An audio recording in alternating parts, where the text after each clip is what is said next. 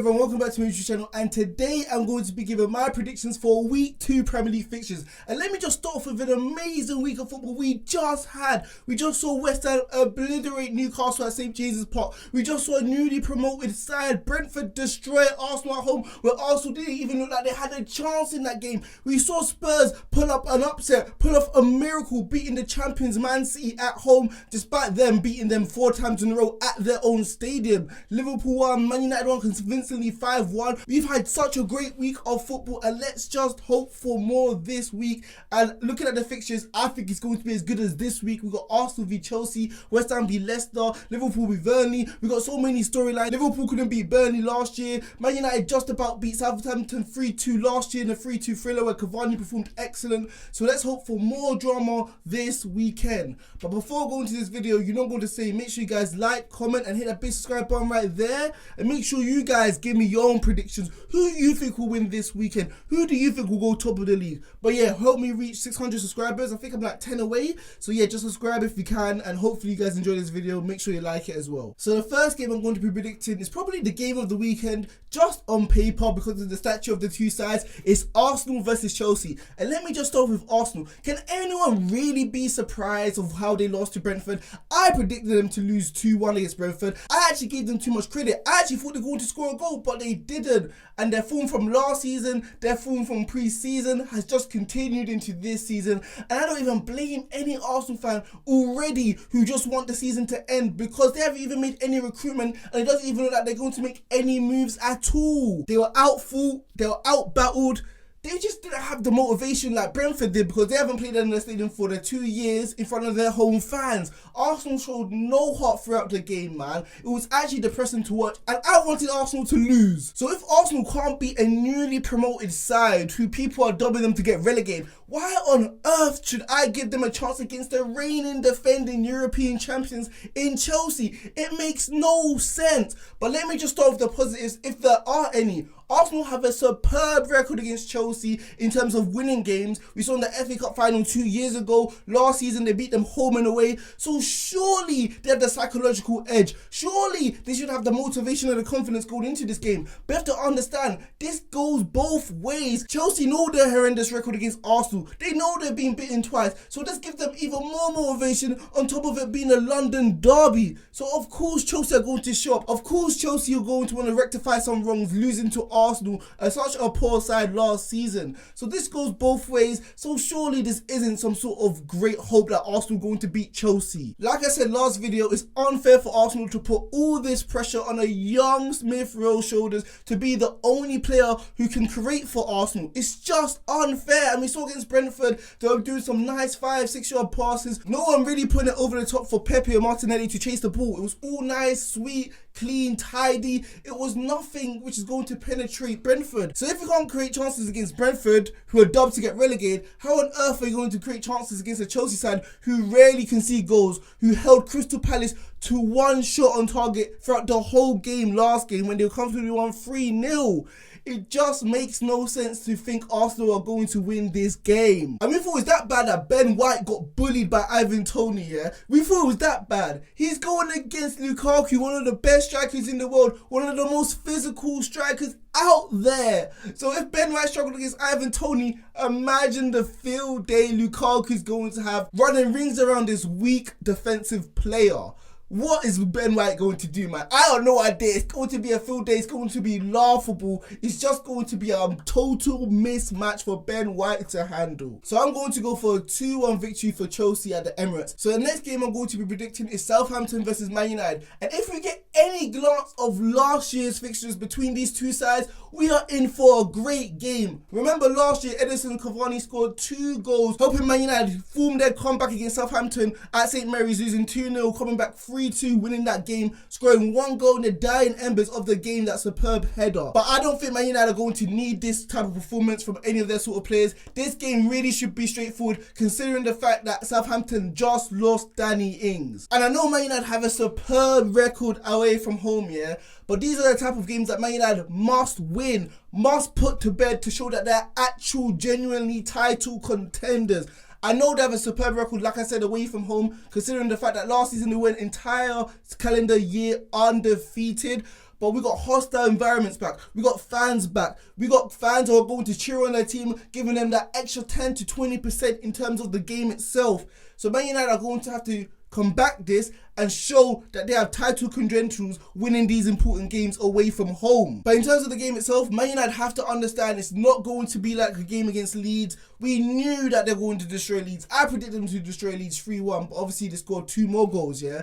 But it's not going to be that exact same format. Leeds are tailor-made for Man United for the counter-attacking football where Bruno Fernandes and Paul Pogba, if they have so much space, they're going to hurt you. Southampton are not going to be that silly and that open to allow these talented players to have this sort of space to create chances and hurt them. Players like Daniel James are not going to be suited for this game because we know he's well within a space to run in behind. Southampton are going to be defensive, compact, not allow Man United to have this sort of space. So potentially Sancho can make his full debut against Southampton because we know he can beat a player, he can play in between the lines better than a player like Daniel James. So maybe he's more suited in terms of this game. Another talking point, will Freddie McTominay start together? Because we know Man United fans, and this has been a Man United problem where both of them start against a smaller side. Man United lack that creativity to create chances against the smaller sides. So will Pogba be removed from the left wing position to put in the CDM role to have more creativity there? But will that be removing something from Pogba's game? Because we know he's much better on the left-hand side where he's closer forward in terms of the pitch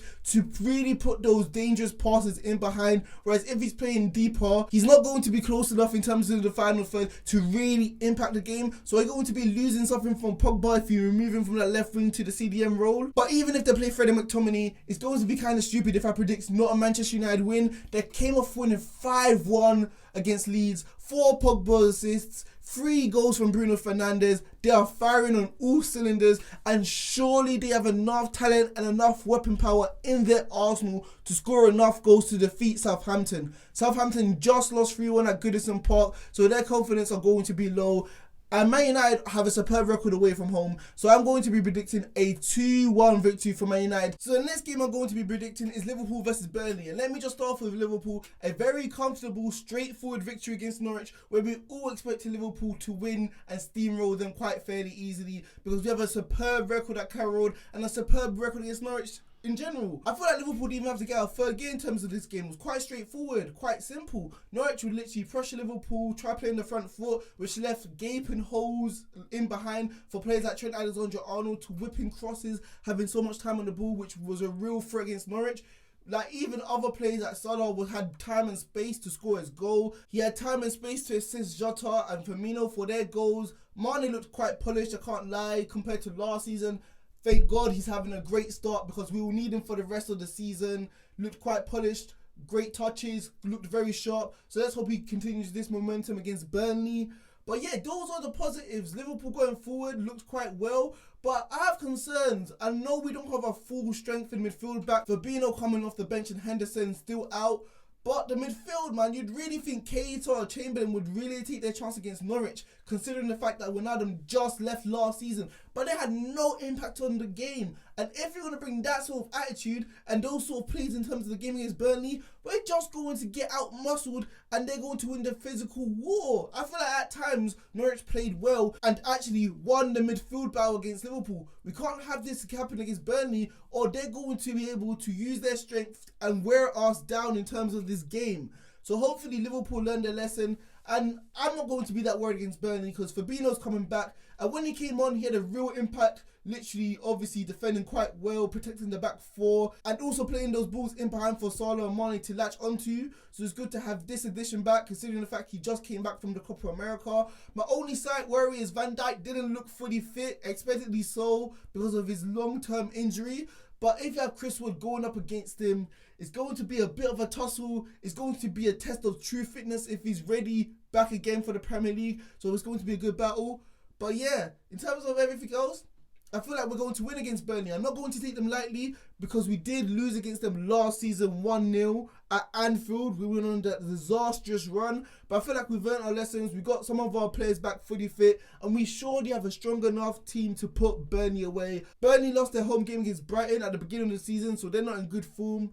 So yeah, in terms of this game, I think Liverpool will win, keep a clean sheet. So I'm going to be predicting a 2-0 victory for Liverpool. So the next game I'm going to be predicting is West Ham versus Leicester City, the two potential top 4 contenders to actually challenge the big 4 this season. So expect this to be an exciting game because these two are very good sides, both of them winning their first games this season. But let me start off with West Ham. No Lingard, no problem. Still got the 3 points. Absolutely destroyed Newcastle. I know David Moyes and West Ham fans might be upset considering the fact that the first half was quite bad, conceding 2 silly goals. St. Maximin and Declan Rice didn't really defend well for the first goal. Great movement by Callum Wilson, but they should be defending that goal. But the second half, they stepped it up.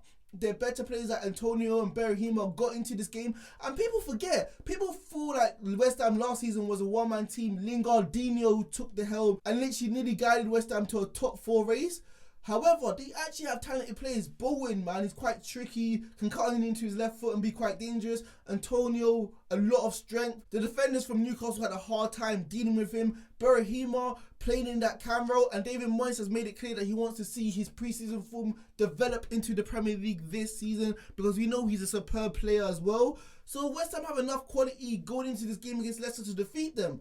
And they did defeat Leicester home and away last season quite comfortably. But let's not pretend Leicester are some slouches. Winning 2 games in a row, winning the trophy through the Considerate Trophy, the Community Shield. You have Jamie Vardy going into goal scoring form already, which is going to be so important for Leicester this season for him to do this because he's such a superb player. Because Leicester are so much better when Jamie Vardy's scoring goals. So yeah, man, in terms of this game, it's going to be a very good game. I think Leicester are going to want to counter-attack because that's when they're at their best away from home. But we know David Moyes is very stingy and very stubborn in terms of when he sets up his team against superior sides. He's going to want to sit back and let them latch onto him and have pace like Antonio and Bowen in behind. So it's going to be a quite compact game. It's going to be quite cagey. It's going to be a cagey affair. But in terms of this game, West Ham have a great record against Leicester. I'm not going to doubt them. I'm going to go for a 2-1 win for West Ham at the London Stadium.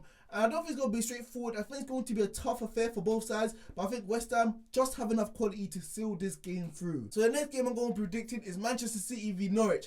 And oh my god, this game is going to be a thrashing. Man City are going to destroy Norwich. I give Norwich 1% to actually defeat Man City because Man City, after they lose a game, we know Pep Guardiola is going to get into the players' heads and it's going to be a thrashing whoever team they face usually, man. Whether it's Burnley, whether it's Aston Villa, they're going to destroy them, especially when it's an inferior side at the Etihad.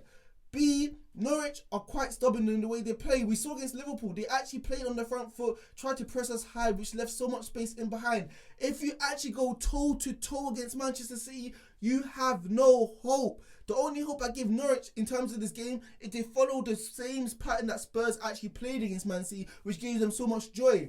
Literally defend compact, but when the ball is fired into the midfield, that's when you press and that's when you be aggressive and you actually tackle them and try get the ball. Because we saw Gundogan or Grealish or even Fernandes, when they actually had the ball, they had no time or space to look up and breathe and actually deliver a decisive pass in behind. The Spurs players kept crowding them. Oliver Skip, you had other players like Højbjerg did this. So if this Norwich team can actually defend as a team and as a unit, can actually hound these Man City players whenever they pick up the ball, potentially they have a chance. But I don't see Norwich doing this over 90 minutes and I don't see Norwich actually sticking to this game plan. I think they're going to be quite open in sectors of this game, which are going to give the likes of Grealish, Sterling, Ferran Torres, Mahrez, Gundogan, the list goes on, and even the returning Kevin De Bruyne, who had such a massive impact against Spurs, where he looked like Man City's best player in terms of the whole 90 minutes. Even though he played 10 minutes, he's returning. So it's going to be a disastrous game for Norwich, I truly believe. I think it's going to be a comfortable victory for Man City, and they're going to get the season started. And I think they're going to be able to win this game quite fairly simple. 4-0 for Manchester City.